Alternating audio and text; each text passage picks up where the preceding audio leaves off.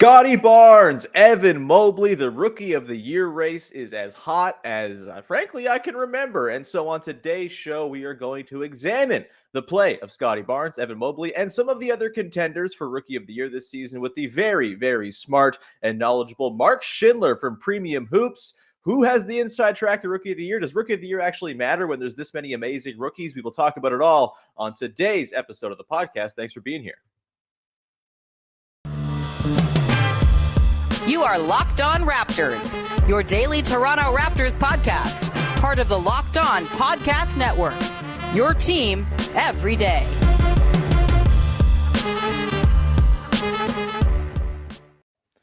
Hey, what's going on? Welcome to episode number 1133, I think, of Locked On Raptors for Tuesday, March the 8th. I'm your host, Sean Woodley of RaptorsHQ.com. You can find me on Twitter, as always, at WoodleySean. You can find the show at Locked On Raptors, where you can find links to every single episode of the podcast, and you can always go to the various podcast apps of choice. That's hard to say, apparently, and subscribe to the podcast for free. You can rate, review, all that good stuff. Plus, you can go to YouTube, hit that big red subscribe button, and it helps out the show as well if you want to watch the show in video form, or maybe you just want to listen to audio but you want to support the show in some way. You can go and subscribe on YouTube and never watch a video, and you'll still be in my good books. Also, thank you for making us your first listen of the day. All right, on today's show, it's rookie talk, baby. It's a couple off days here for the Raptors. The Raptors aren't terribly fun to talk about right now until they get their guys back, and so we will dig into the guy who is the most fun to talk about and has been all season long. It's Scottie Barnes, and it's also Evan Mobley. It's Cade Cunningham. Maybe it's Franz Wagner.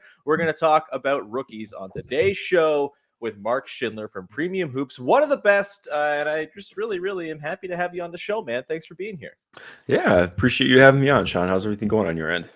Oh, it's going all right. Scottie Barnes plays for the Raptors, so it can't be that bad is the thing. Let's begin with Scottie. We'll get to Mobley in a second, and we will, at the very end of the show, reach our conclusions on the Rookie of the Year race. Frankly, I think the award matters a little bit less than the fact that there's just so many damn good rookies in the league this season, and that, to sort of boil it down to who wins the award is very simplistic and stupid and missing the forest for the trees. But let's start with Scottie Barnes, who has been just a total delight. He just won Rookie of the Month. He has been playing quite well lately after a bit of a downturn, a bit of a spell of maybe fatigue or something like that going into the All-Star break. The read on him right now, 14.9 points, 7.6 boards, 3.3 assists, 1.1 steals, 0.8 blocks. He's shooting 30.6% from three, 48% overall from the floor, and is, throwing no-look passes every which way. It's the best thing in the world. Mark, what have you enjoyed about Scottie Barnes so far this season? And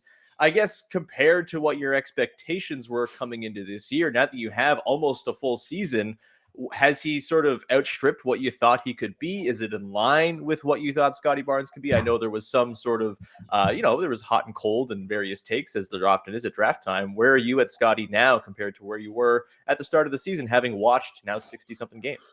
Yeah. Well, what's been cool to watch is that he's the best passer on the Raptors already, which is kind of, it wasn't unexpected for him, but I also think that's part of where, you're seeing some issues in the half court a little bit. But ultimately, like where he's at as a scorer right now is night and day from where I thought he would be.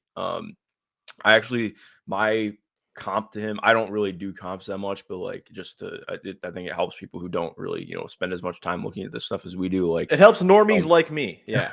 Well, I thought he was kind of like maybe he'd be like a sort of supercharged Thad Young, who's now his teammate. Right. Like that was my vision of him, and he's already passed what I think.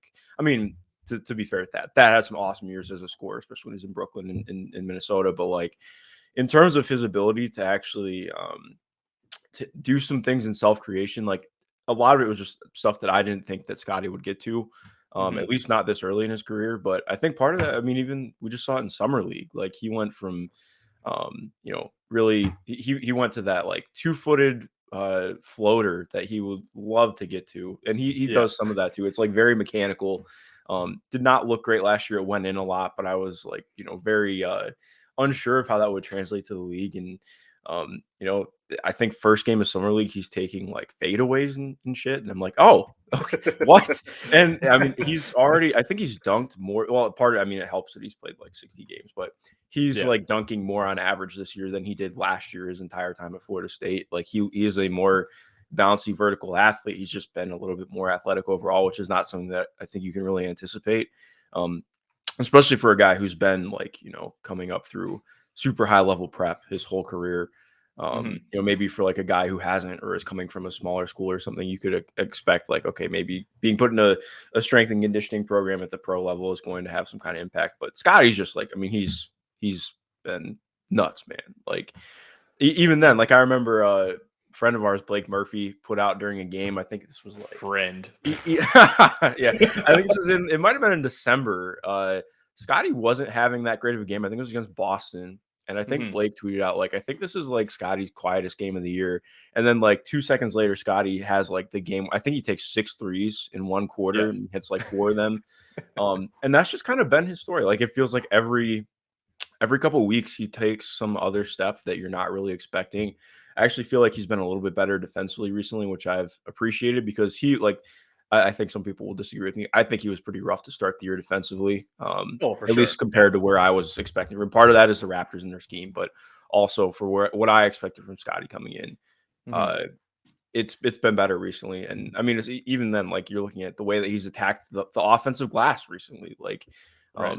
Like he had that game where he had multiple tip-ins against Brooklyn. I think he's been splendid, man. I've really enjoyed Scottie a ton, especially. And can we just shout out the All-Star intro, man? Like that was it's like that was the greatest thing. He's got He's the incredible. cutest man alive. Yeah. Yeah. He's yeah, I mean, the thing that I've been sort of harping on with Scotty this season as like the thing that I'm most impressed by is his ability to just learn things very Mhm. quickly and sort of make a mistake, maybe make it twice, but certainly not make it a third time. And he really seems to kind of like, just absorb what he's taking in. And like that's really all you can ask for as a rookie, kind of cutting your teeth in the NBA. And you mentioned the defense. Like, I agree. Start of the season, he was pretty clearly their most damaging defender, at least among the Mhm. guys who were playing a lot. And that's, I think, to be expected. He was 20 years old and was being asked to play a lot of times, like all over the place, right? He's playing as the backline guy in their defense. He's playing as a wing defender. And I think, the wing defense still leaves something to be desired. He gets blown by smaller guards quite a bit. It happens when you're 6'9". I feel like he'll work on the lateral quickness and stuff like that. I'm not too worried there. And he's so athletic and long that it's probably going to be fine. But the thing I've been really blown away by is the fact that he's kind of learned how to play center while also being a point guard coming out of college and maybe more being a wing in the NBA. Like he just seems to be able to do everything and, kind of clear all these little markers as he goes. Let's speak to the defense though, Mark. I mean, it's got to be just so unbelievably difficult for a guy to come in and just be asked, all right, you're the center now in a lot of our lineups, figure it out. And like, what have you noticed about the way he's particularly approached that side of things? He can be from both sides of the ball too, because he's been the center on offense quite a bit too, kind of working the middle of the floor against zones and things like that. How do you think how have you sort of absorbed him taking on that role and learning how to play a position that's pretty much brand new to him? Yeah, I mean it's tough too because like part of like I love watching the Raptors play, but I also like have gripes with them. Like and I mean that in the nicest way. Like I just wish that they would rein in their defense sometimes and play more Yeah, solid. same. And I think we've seen a little bit more of that recently, but more because they've been forced into it, not because it's a choice. But like I mean, one of the things I've loved is like you mentioned. I mean, Scottie was primarily playing like he was doing some backline stuff. That was like the big problem earlier in the year as the defense struggled. Like it felt like nobody had any idea what they were doing backline. Like it was Yeah. just like it was a nightmare to be blunt. Um like a lot of those closeouts and everything that were happening last year, like you were still getting a lot of the crazy closeouts, but the same sort of backline rotations, second and third rotations that you need because of how crazy you're playing just hadn't been there. But they have been there more recently. And part of that is Scottie. Like Scottie's been, I think, better on his closeouts. It's helped guys are better at the point of attack. He's been better at the point of attack too. Like he's not Mhm. overshooting quite as much, in my opinion. Because that's like he's like you mentioned, he's not great with lateral quickness. I think some people confuse, having really great length as being able to move laterally. And if he takes a misstep Like stuff that would have been a stop for him in college is not a stop here. And it's a blow by. And I think that's been an issue for him throughout the year. But as you mentioned, like he's really improved on his angling. He started to get better at understanding that. And one of my favorite things has been, it hasn't happened as much recently, but there was a stretch like about a month ago where they really started to experiment with Pascal and Scottie playing in drop. And I want them to get back to that more because that was fun and it looked good too, which was like very exciting for me because I want to say it was during the Miami miniseries that they had where they really worked it in. And the first game, it looked kind of rough, but then by the time the second game rolled around, I was like, all right, there's, you're cooking with something here. And just for him to be able to take on some of those principles, like he did not do that at all last year. So to see him, kind of learn how to do some of that, he's even like working in more, like using his hands to deter ball handlers, which is something that takes some bigs like, and I'm not calling him a big, but like just in terms of what he's doing defensively, like that can take some bigs years to learn that. And to be doing that, within like having run the coverage like less than 100 times in the NBA, I mean, yeah, man, I've been so impressed with him. He's a guy who's like very clearly going to make all defensive teams at some point. Yeah, he's going to make all defense. I would reckon probably an all NBA or many. Like he's what do we do? Like what have we done to be so lucky here up in Toronto? Also lucky are people down in Cleveland because they get to watch Evan Mobley eat souls for a living. We're going to talk about Evan Mobley and what makes him so damn good, and then we'll size up the Rookie of the Year race coming up in just 1 second here. But first, want to tell you about our friends over at Bet Online. Football might be over, but basketball is in full steam for both pro and college hoops, that is. And from all the latest odds, totals, player performance props to where the next fired coach is going to land, betonline.net is the #1 spot for all your sports betting needs. It remains the best spot for you to go as well for your scores, your podcasts, and your news this season, so you never make a bet without being in the know. And it's not just basketball. They've got hockey, boxing, and UFC, and eventually baseball. You can do futures on football. You can even do, for example, futures on the Rookie of the Year race in the NBA. Maybe you want to throw a little scratch down on Scottie Barnes. You can do that by heading to the website today. Use your mobile device and learn more about the trends and the action at Bet Online. It is where the game starts. And we continue on here with your first listen of the day with Mark Schindler from Premium Hoops, digging into the insanely good rookie class. Before we get into Evan Mobley, Mark, I do want to ask you just like your overall feelings watching all these rookies this year. It's just like uncommon to see this many guys come into the league. And it's not just the Rookie of the Year contenders, right? You've got like Herb Jones just like becoming one of the most important players on a very surprising and fun Pelicans team. You've got rookies everywhere chipping in. How have you enjoyed this rookie class? Is this like an all-time rookie class for you to take in? We've had some good ones recently, of course. We've had some less good ones recently as well that maybe don't offer this much intrigue at the top of the class, but even, the excellent sort of performances sprinkled in among the middle of the class as well. Where are you at with this year's rookie class overall, just as a viewing experience? Yeah, I mean, it's been pretty special. I think part of it helps. Like last year was the first real like full-time draft cycle that I did, really diving in and getting to know these guys before they came in. And what's been kind of, well, it's double-edged sword. Cool from a viewing perspective, not cool from a actual perspective. Like, I think that the way that especially the way that the pandemic played, having more guys being allowed to play on 10 days, just letting more G League guys come up and play more extended NBA minutes has been really good for the rookies in some ways. Like even last night, I mean, I think the entire Warriors starting lineup other than Kevon Looney sat. So Moses Moody took 23 shots. Like, I mean, getting to see him do that was awesome. Like you've gotten to see Jonathan Kuminga do more than I think was expected this year.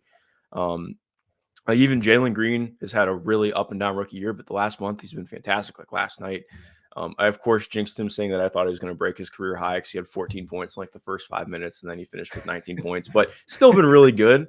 Like anytime you can match your total missed dunks in the All-Star on the dunk contest with points, you're really cooking. You're if you do anything NFT related, you deserve to lose. That's all I'm going to say. But I mean, even like Trey Mann in Oklahoma City has been really surprising for me. Like there have been guys like Aaron Wiggins, who was a late second-round pick, has looked really nice and even started some games for Oklahoma City. Like we've just seen more guys get opportunities, and I don't know if I think part of it's definitely just the talent base, but also part of it has been the opportunity that's come about. And part of me wishes that that's something that stays around, like letting G League guys play as many games as they are. But It's a whole other thing, but it's been it's been a very, very fun rookie class. So Evan Mobley, I think, has been top of the Rookie of the Year ladder most of the season. We'll get into the sort of race for the actual award in the final segment, but just in terms of, like, you're in Cleveland, you're right there where Evan Mobley is doing his thing. This Cavs team, I think they probably maybe overshot expectations by a little much and are kind of coming back down to earth a little bit now. We're seeing the injuries kind of dog them too. Their offense has kind of been a struggle. I kind of think the Raptors and Cavs are kind of in their own tier in the Eastern Conference, and then sprinkling the rest of the teams around them. And I think they're a lot closer than the records have suggested all season long.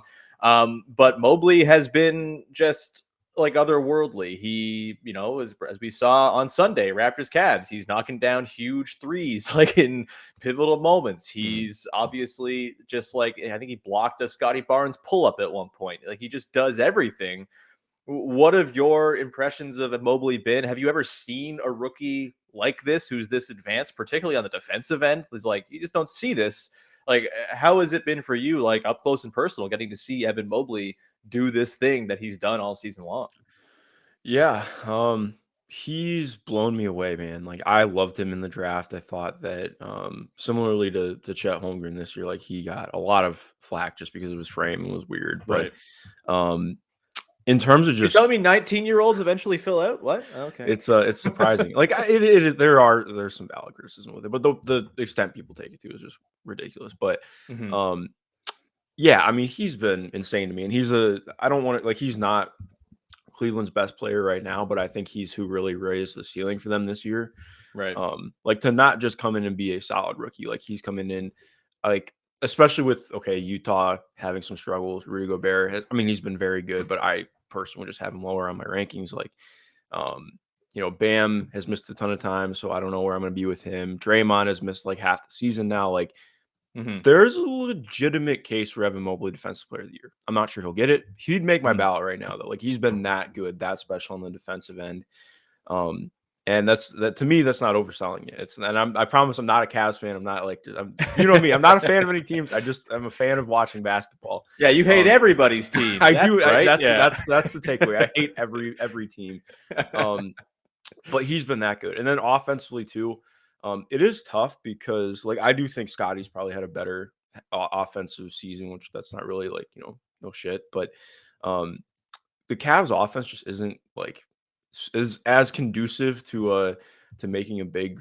I mean, to making a big who needs to self-create look good. Like, he's had some really interesting self-creation flashes, but it's been a little bit rough and ugly. Like, especially when I think it was Darius was out for a week or two earlier in the season. He got a lot of reps on the ball, and it was nice to see some of the stuff he's pulling out, like step backs. He's doing like sidestep threes, like all this stuff that's very intriguing. You can see the injury with him, but it's not, coming out at it. And like, I think he was like around like 42 or 40% from the field over that 5-game stretch. So it wasn't like, again, like one of the, I see the potential, but in terms of this being winning basketball right now, it's not there. But he's been special, especially along with just like his overall feel for the game and his ability as a passer too. Like, part of what's so intriguing to me about the Cavs is how teams are going to react to this. Like, I think even this year I'd have to do some research, but and it's something I do want to research, but I think we've seen more double big lineups this year than we have in a long time.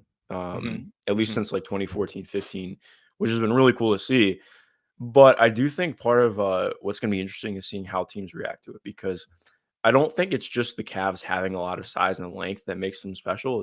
They have a lot of size and length and skill. Like, as much as I still like, it's not that I dislike the Lowry market and signing. It's just like, in terms of like, he's been fine, but it hasn't been perfect. But even then, he has fit in pretty well. He's done a lot that's made them look better. But having 3 bigs, Jarrett Allen, Evan Mobley, and Lowry Markkanen, who can all put the ball on the deck to an extent, who can all make the right pass, and not just make the right pass, like they see things not before they happen. Lowry's not a great passer, but like, having guys who can make proactive plays with that size and length, like, it really fucks teams up. Like, I don't have a better way to put it. Like, when you have 3 guys who are 6'11" or taller who can all just pass to one another, make the right passes, like, their offense, I think, is like 20th in the NBA, or it's not amazing, but it's confusing to play against, if that makes sense. Like, it's just it's an odd brand of basketball, and it works because of the roster that they have. And And I'm interested to see what team tries to replicate it and loses some of the recipe with that, because it will probably be ugly.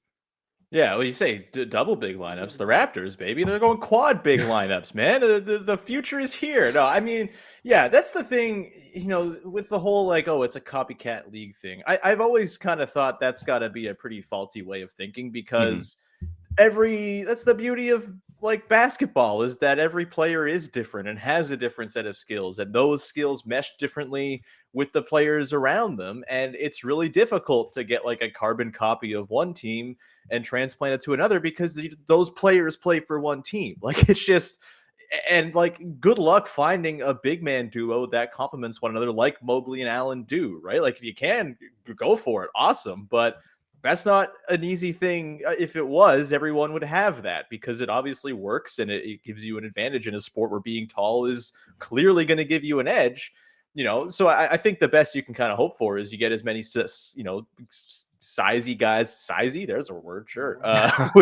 Guys who are big, who are also skilled, and you try to build a team that way. Like, I think that's, the whole small ball thing, I think has been, kind of the myth of small ball has been dead. There's a lot more about skill. It's so much less about size, more about skill. Ultimately, like, we talk about like, we're geniuses, like, oh, small ball, it's the way that, no, it's just like, get a team that has guys with the skill of small players, and if they're taller, that's gonna help you a lot more. So like, I that's why I think the Raptors have done what they're doing. They're just like, oh, big guys who are skilled, yeah, we don't have the skill yet, but we got the bigs, can I hijack your pod for 2 seconds? Yeah, go nuts. Dude, I'm sensing some Precious Achua love. So send it over. Yeah, you beat me to it, dude. Yeah, Precious he has blown me away this year, man. Like, I wasn't out on him by any means, but I was very not super interested in how things were going last year, is a nice way to put it. But I mean, he's been ridiculously good defensively, and the offensive flashes he's shown over the last month have been awesome. Like, yeah, I know that he can still be maddeningly terrible at the rim, but like,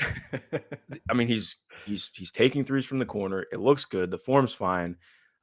He's doing some stuff off drives that's like, okay, all right, I see it. Like, it's still very clunky, but compared to where he was, it's tremendous. Please just start him. I don't understand why he's not starting. Oh my God, start him. Yeah, just like it's well, I need it, man. Thank you for joining the chorus here, because that has been the party line for Locked On Raptors for a little while now. Love Kem Birch, love his story.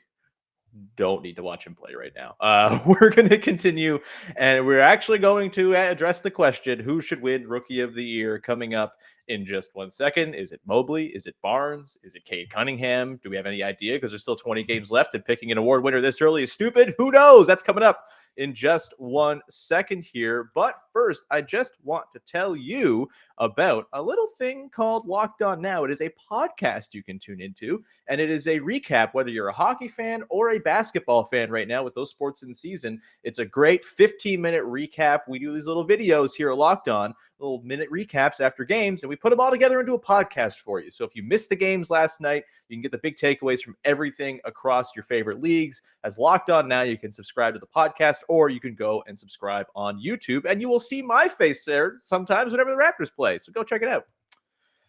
All right, finishing off here, your first listen of the day with Mark Schindler from Premium Hoops. And we've got to the part now that everyone's sticking around for, the takes, baby. Rookie of the Year. Who should win it, Mark? Right now, who do you got? I mean, Mobley has kind of been top of the ladder all season long. I think it was always premature to suggest, oh, this is locked up and done. That felt like it was kind of like the rhetoric, like 25 games into the season. And that is stupid, because it is an 82-game season. Barnes has come along strong lately. You mentioned he's probably a more advanced offensive player right now, and I think the numbers would probably back that up. And just sort of the eye test, right? Like, I'm not saying Mobley doesn't look great on offense, because damn, he does. But a lot of it is, a lot of offensive rebounding. There's a lot of, connectivity with Darius Garland. I feel like Barnes is able to kind of get his own shot off a little bit more. Maybe he's just asked to do that more with this Raptors team, because they are lacking guys like Darius Garland.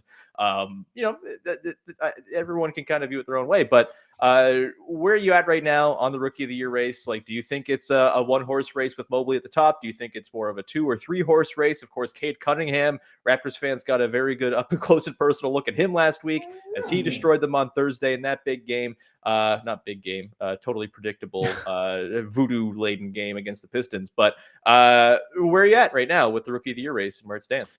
Yeah, that's a good question. I don't think it's a one-horse race. I'm there with you. I think it's 3. It's going to be, and I think some people will defer. For me, it's going to be hard to give it to Cade just because he had such a rough start to the year from the field. And a lot of it is, to be fair, with context. Like, I think for people who don't watch the Pistons consistently, that team is bad. That team is so bad. Raptors fans especially think this year's Pistons are the 96 Bulls. So please detail how they're bad because they only ever look amazing against the Raptors. I'm writing about them today about how they've been better over the last since the All-Star break. But like overall, I mean, their decision making has been terrible. They were the worst shooting team in the NBA for like the first 3 months. Just a very, very rough core compared to where they were at last year. A lot of that's just losing veterans. Kelly Olynyk didn't play for a lot of time, but they've looked better now. But yeah, it's been rough context, to be fair, but the numbers still are what the numbers are. I think so. For right now, I would probably have Cade in 3rd, but he has been. I mean, I think he's been close to the best rookie over the last month, but it's really been, I think, between him and Scottie for that 2nd spot right now. And a lot's just going to depend on what happens over these last 20 games. Like, it's all but locked up. Like, no, that's the wrong way to put it. I'm so bad at analogies and just like turn a phrase. This is why I'm better at writing sometimes. But like, I think a lot's going to depend on what Evan looks like as the lone center, because with Jarrett Allen out for, I think it's an indefinite amount of time right now. But messing up your finger like that is going to keep you out for, I think it's close to a month. At least it seems like he's not shooting, so maybe that'll be different. But I'd imagine this is a man who dunks everything, though. You need to have those strong fingers. I think still league leader in dunks last time I checked, but that totally checks out. Yeah. But like, I mean, this is going to be a really important indicator to see where we're at. Like, I think this will change up how much he's maybe asked to do in the offense, because I mean, maybe are they elevating Kevin Love or Cedi Osman? I have no idea who's going to be. It'll probably be Dean Wade, because normally whenever one of the bigs is missing, they put Dean Wade in the starting lineup. But it'll just depend for sure. But I'd imagine he's going to be asked to do more. Even then, defensively, he's going to be asked to do more as well. And like, to be fair too, with his defense, like, he's gotten to play more on the weak side and operate more as a 4 because of how good Jarrett Allen has been as well. And that's not to take away anything from what Evan's doing, but okay, how good is he going to look? And I think he'll look very good still, to be fair. But like, how good are you going to look when you have to be the primary rim protector and when you are playing as a solo 5? Like, that's going to impact the Rookie of the Year for me as well. So, and I mean, with how well Scottie's playing and how well the Raptors are playing, I don't weigh team, winning as much into it. I think it should be, just a personal award. But of course, it does have some kind of factor. Like, how does Scottie continue to look? Does he take another step? I think that there's a real chance that Scottie ends up winning it if things go right for him. But same thing with Mobley. Like, it's very close for me. Yeah, I mean, I think you have to kind of put yourself in the mind of the voters, right? As much as we'd like to make it, oh, well, this player was the better one, so we vote for him. In this world, Nikola Jokic is the clear MVP. We don't have to debate it because obviously he's the goddamn MVP. But, you have to put yourself in the mind of the voters who have different sets of criteria and are all kind of coming at it from different backgrounds and perspectives. And maybe they've watched one guy more than they have others. And ultimately, I think the standings will kind of probably come into play, whether that's fair or not. I think there's, some merit to it, I suppose, as like a tiebreaker type thing. But, if Scottie here really pushes the Raptors down the stretch here, maybe the Cavs fall off a bit and can't hang on to that 6th seed, although they have a 3-game cushion right now. They should be able to hold on to it, even with 1 game left against the Raptors. Maybe that is enough to push Scottie ahead. Maybe Scottie just continuing the scoring run he's been on, taking advantage of the fact that the Raptors are injured and using this opportunity, maybe in games the Raptors are losing, but to put up 25-point nights, here and there. Maybe that helps things out too. I don't think there's going to be a wrong answer. On the Raptors broadcast this week, they were kicking around the idea of co-rookies of the year, which I think hasn't been done since Grant Hill and Jason Kidd won it together in 96 or so. Is that something like, I guess it just is like a happenstance of voting. It's not like someone I'm against they're both that. number one on my ballot. It cheapens the award to me, man. Like, and I think, that's fair. Yeah. Like, or maybe that's an unfair way to put it. Like, I think if the voting happens and it's a tie, there's nothing you could do about it. It's like, okay, that's fair, right? If the voting happens and it's a tie, I'm fine with it. But like, I do think there's like at least going to be a differentiator where like you can be like, this guy was better, like, Yeah. But, make a decision, please. Yeah. Yes. Exactly. Yeah. Well, so I've waited. I know, Mark, you're a thoughtful man, one who is not one for hot takes, one who is not one for hyperbole. But guess what, baby? You're in my podcast now. Oh no. We're sitting here. It is 10:30 a.m. on March 8th, 2022. This time in 2032, which player between Barnes, Mobley, Cade Cunningham do we view to be the best of the three? And is there a chance they're just the three best players in the NBA by that time? That feels like pipe dreaming, but I'm going to just put you on the spot, and I'll save this for posterity in 2032 once all of our technology has been ruined by the climate wars, and I just have it on a little stick somewhere. There will be proof of you saying the answer to this question. Of these three guys, who you taking for the long haul? Man, this is tough. I mean, I think I did not prime you for this, and so I mean, it would be Cade for me. I am sorry. Like I'm taking Cade. Like just Yep. in terms of like I mean, playmaking, guys who can do things as a live dribble passer while also blowing that with scoring. Like you can't really replicate to me what Cade's gonna be able to do as a primary option. So I would take Cade, especially too, because he can scale to other roles as well. And like as good as Scottie and Evan are, like I just think Cade is going to be that good, man. Like he's already been so good, and I think again people are going to look at the numbers. And that sounds so reductionist and unfair, like very ball don't stop, but like it's just true. Like you just watching him play, like he's been the similarly to Scottie, the leaps that he's made in season have been ridiculously impressive to me. He's the guy I would say in 10 years is going to have the best career. I mean, he's the first overall pick for a reason. I don't think you're speaking out of turn. I do think, I don't want. I can't be the main character of Raptors Twitter today, Sean. I can't. That's why I saved it for the end. We got drop off of like 80% by this time. To put out another tweet before this drops, so to be safe. Yeah, no, you'll be all right. I'll be sure to insulate you. Look, I think there's no wrong answer here. All three guys are awesome and seem like they're going to be able to scale up and project to be, in their own way, very sort of integral characters to the next 10 years of the NBA. They all do things a little bit differently. That's cool to me. I like that. And for me, I'm just like, I'm thrilled about where the league is at, man. Like, yes, it's in like this perfect era right now. I think it's been 4 years in a row with different title winners, and could be a fifth this year. I would probably put money on it being a fifth different title winner this season, just by the pure odds and the teams that are kind of hanging around there. I think that rocks, and like the number of really excellent stars that are on the rise. It seems like the sort of LeBron Steph era is going to pass the baton off to something pretty awesome here as we head into, our last decade on Earth as humans. It's going to be great. It's the best way to go out. I was too young to think about that, no, it is a very real problem. Like it was literally like 65 degrees in Cleveland, Ohio the other day, and now it's back to 25. So that's not... It should not be like that. But no, I mean, I agree with you, man. The state of the league is awesome right now. Like, I feel so good about it. I never want it to turn into like the NFL where you have guys I feel like in some ways in the NFL, like I don't like that a team can win the title and then be 8-8 the next year, just because they can't afford to pay their guys. Sure. I think it's been like I don't think it's the same in the NBA. Like I like player movement. I like guys having agency. And I've really enjoyed, like, it feels like even though we've had a different title winner these 4 or 5 years, like we've had really fun teams and storylines that have come about.